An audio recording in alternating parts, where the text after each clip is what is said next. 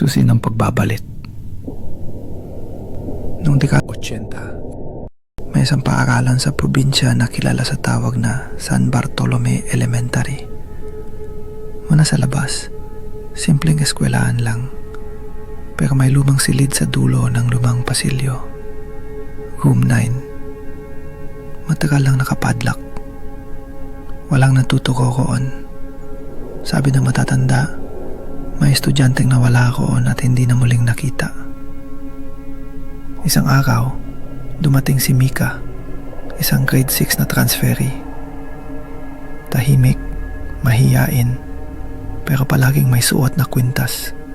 May maliit na susi sa dulo ng pendant. Sa unang linggo pa lang, napansin ng guro na si Mika ay laging naglalakad mag-isa. Minsan ay nakikitang tumatayo sa harap ng room 9. Nakatingin lang. "Mika, anong ginagawa mo dyan?" "May hinihintay po ako. Babalik daw siya." Nabahala ang guro at kinausap ang nanay ng bata. Doon nila nalaman ang nakakakilabot na sikreto. Si Mika pala ay may kakambal. Si Miko, na nawala sa eskwelahan na ito 12 taon na ang nakalipas. Pero teka, paano siya naging kakambal ni Mika kung kakatransfer lang nila sa lugar na yon? Bago tayo magpatuloy, i-comment mo muna kung taga saan ka at anong oras mo to pinapanood. Gusto ko malaman kung sino-sino at taga saan ang mga nakapanood ng istorya na to. Ready ka na ba sa karugtong ng ating takutan? Huwag kang bibitaw. Isang gabi, nakarinig ng lagabog ang janitor mula sa lumang pasilyo.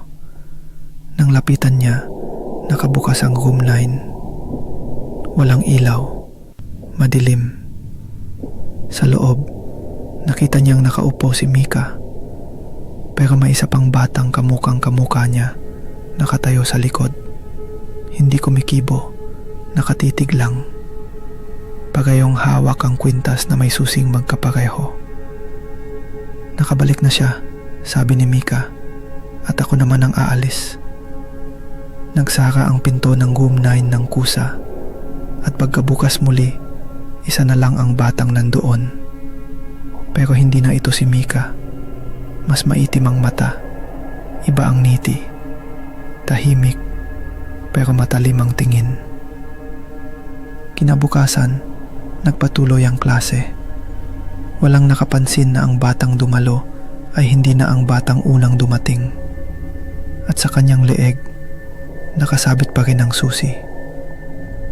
Kung gusto mo ng part 2 ng kwento kung saan malalaman ang lihim ng room 9 at kung ano ba talaga ang nangyari kay Mika, i-comment lang ang susi at I follow ang Tintatla Game para sa mga kwentong di mo mabubura sa isipan mo.